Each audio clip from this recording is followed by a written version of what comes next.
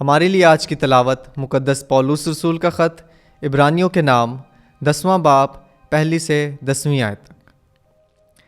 इसलिए कि शरीयत आइंदा की अच्छी चीज़ों का साया है और उन चीज़ों की असली सूरत नहीं। उन एक ही तरह की कुर्बानियों से जो साल ब साल बिलानागा गुजरानी जाती हैं, पास आने वालों को हरगिज़ कामिल नहीं कर सकती, वरना उनका चढ़ाया जाना मौकूफ़ हो जाता।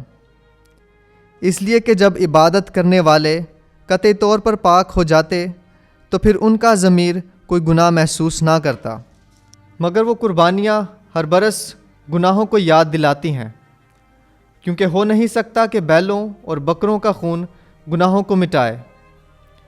इसलिए वो दुनिया में आते हुए कहता है कि कुर्बानी और नजराना तूने ना चाहा, लेकिन तूने मेरे लिए एक बदन तैयार किया। सोख्तनी कुर्बानियाँ और ख़ता के ज़बिये तुझे पसंद ना आए।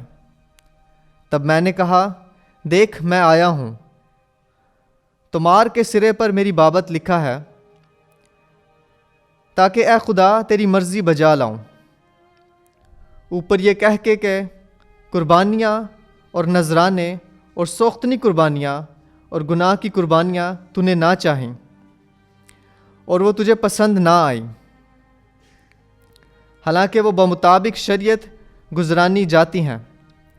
और फिर ये कहकर कि देख मैं आया हूँ ताकि तेरी मर्ज़ी बजा लाऊं, वो पहले को मौकूफ़ करता है ताकि दूसरे को कायम करे।